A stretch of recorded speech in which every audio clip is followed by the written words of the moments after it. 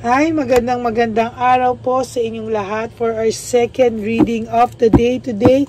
Tingnan po natin kung ano naman po ang makikita natin sa second reading of the day today. Sana po ay napanood nyo na po yung first, second, and third reading kahapon bago po kayo tumalon dito sa first kanina at sa second reading ngayong araw na ito. So, sana po napanood nyo na rin yung pinapalabas niya na ikaw ang praning, no? Sa first reading of the day natin, kabaliktaran ng katotohanan para makalusot siya or ma-justify yung kanyang mga kamalian. Okay? For those of you po who would like to have a private reading with me, you can message me po at Ladyly Elena, that's L-A-D-Y-L-Y. Elena, nasa dulo po yan ng ating video. Diyan nyo lang po ako pwedeng makontak. That's my only official and legit FB account. Yan.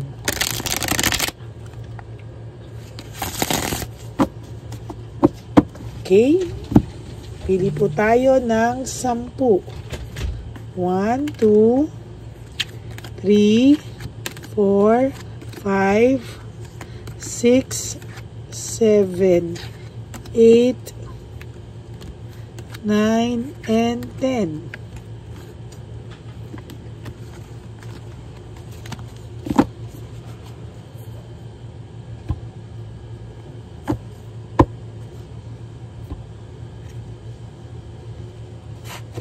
Gamitin naman po natin itong Lover Oracle para makita rin natin sa pagkita ng sitwasyon niya, makita din po natin ano po ang pakiramdam niya sa mga oras na ito.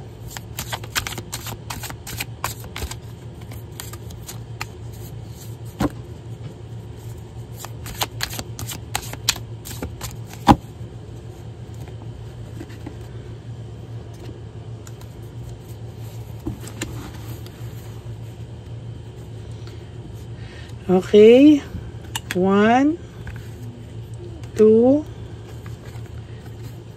3, 4, 5, 6, 7, 8, 9, and 10.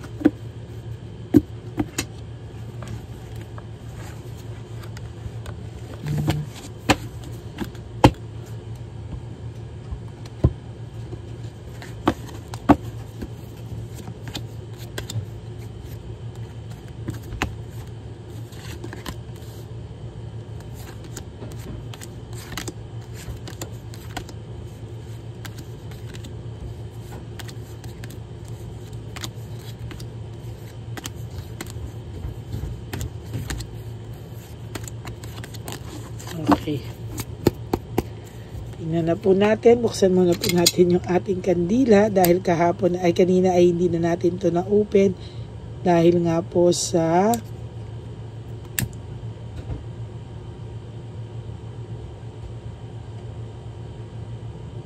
ayaw na ng isa. Actually, pasok ko na tong isa din. Okay. Alam nyo po, yung barahan nyo, binabalasa ko namang maigi. Okay? As in, binabalasa ko maigi. Pero yun at yun lagi ang aking nabubunot. There is this sudden awareness and choosing happiness. Nagkakaroon po talaga siya ng reflection lately. At talaga pong gusto niya po, nagkakaroon po siya ng reflection lately. And talagang sa nakikita ko po sa kanya, talaga pong nag-iisip po ang taong ito, no? For whatever reason, nag-iisip po ang taong ito at talagang naiisip ka po niya sa totoo lang sa mga oras na ito. Hindi na po niya kinakaya yung kanyang isipin. Palagi ka pong nasa isip sa see, it is all too much. Ang sabi, sobra na hindi na po niya kaya, no? Talaga ngayon, hindi niya alam bakit bumabalik po sa kanya yung ala-ala ng kahapon sa inyo. No? Yung ala-ala ng kahapon ay naiisip niya. Kaso po, wala siyang initiative. No? Lack of initiative. Ang taong ito po ay hindi maka-aksyon. Hindi po siya makagawa ng aksyon sa ngayon. No? Kailangan pa po niya ng konting oras. no?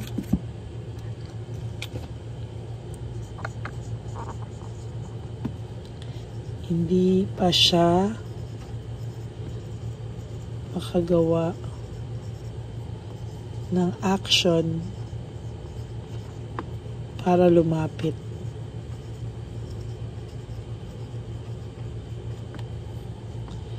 Kailangan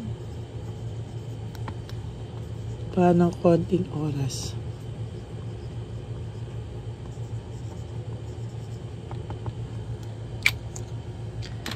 Ayan. Hindi pa siya makagawa ng aksyon para lumapit. Kailangan niya pa daw ng konting oras. Yan ang sinasabi niya sa aking energy o sa energy niya. The passion I feel is overwhelming. I don't know how to handle this. Hindi niya po kayang i-handle, no? Yung mga bagay-bagay ngayon kasi overflowing po yung pakiramdam niya. And as a matter of fact, hindi niya po alam paano niya i-handle, no? Lahat daw po ng gawin niya sa mga oras na to, kahit mag-divert siya sa iba, wala pong nangyayari. Work without result, no? Walang nangyayari sa lahat. And tinatamad siya sa mga bagay-bagay. Hindi niya daw po masabi sa iyo kung ano yung katotohanan. Why can't I tell you the truth? Talagang hirap na hirap po ang taong ito. Hindi niya po alam, oh. And then there's abundance and prosperity. Nakikita niya po na umaayos ka kahit wala siya, and he feels sorry for himself or herself, no? Why do I deserve someone like you? Bakit daw po sa ginulo-gulo niya ng buhay niya ay minahal mo pa rin siya?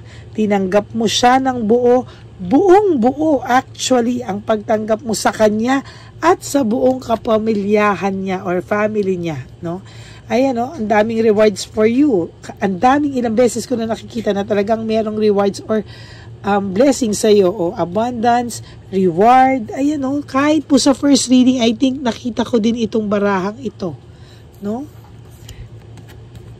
Pero ayan ang sinasabi ko, hindi pa siya makagawa ng action para lumapit sa iyo. I can't do this right now. Kailangan niya pa po ng konting oras, no? Kailangan niya pa po ng konting oras para dito, no, hindi niya rin po mabalanse ang mga ginawa niyang kalokohan, no, balancing deception. Hindi niya po mabalanse yung ginawa niya kalokohan. Hindi niya po alam paano haharap sa iyo, anong mukhang ihaharap niya sa iyo.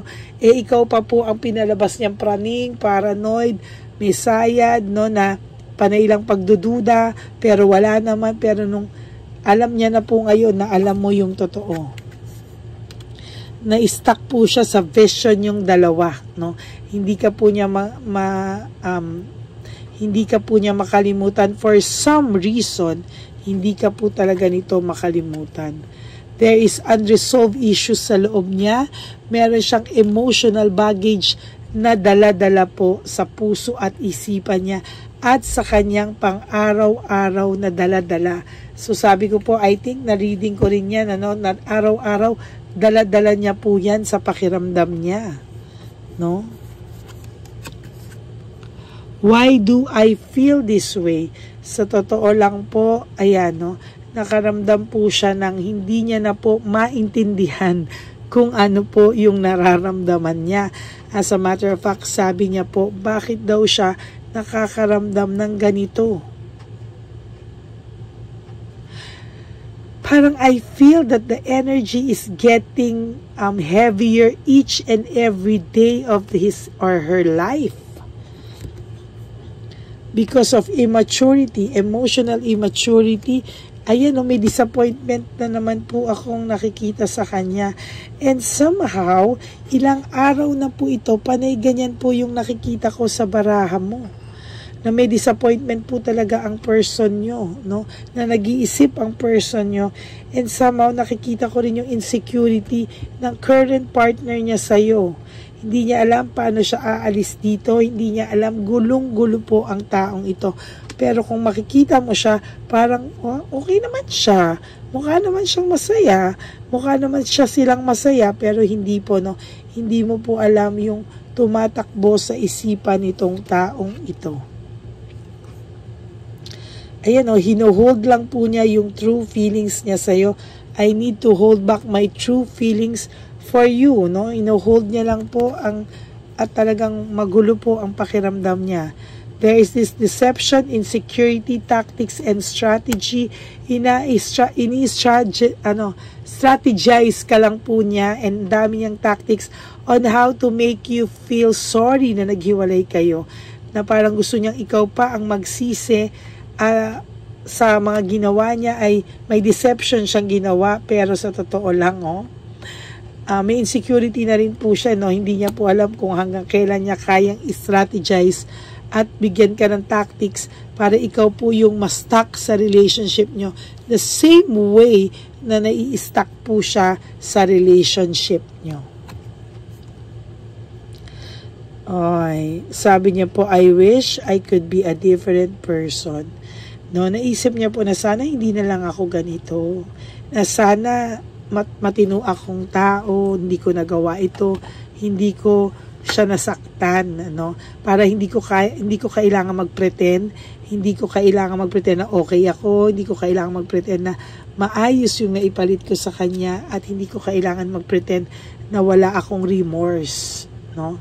Somehow may remorse naman po siya, kaya lang nga po talagang medyo matigas po ito.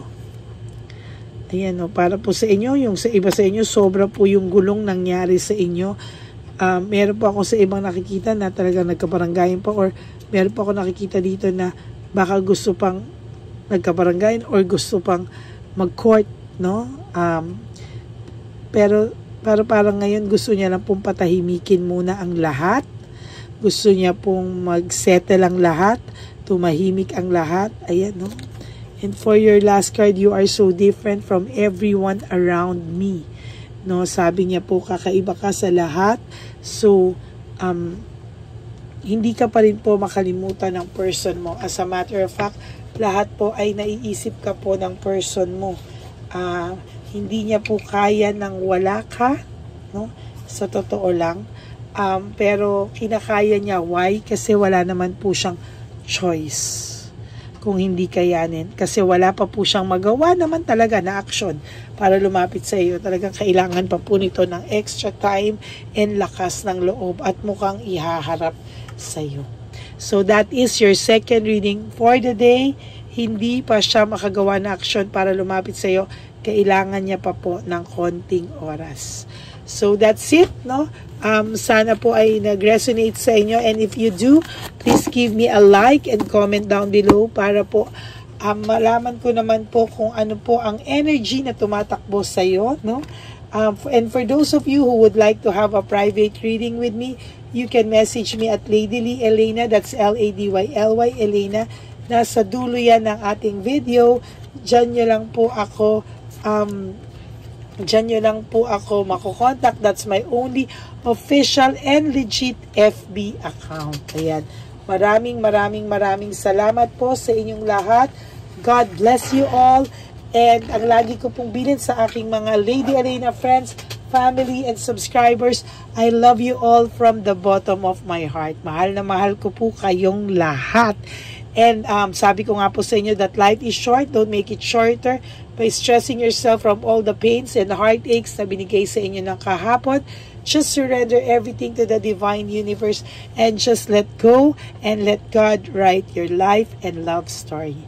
I will be back for another set of reading, my third and final reading of the day. And sana po ay no skipping of ads. And for those of you who would like to give me a super thanks, I would really appreciate that and love that from the bottom of my heart. Okay, God bless you all. Enjoy your Monday, and I will be back later for another set of reading. Bye!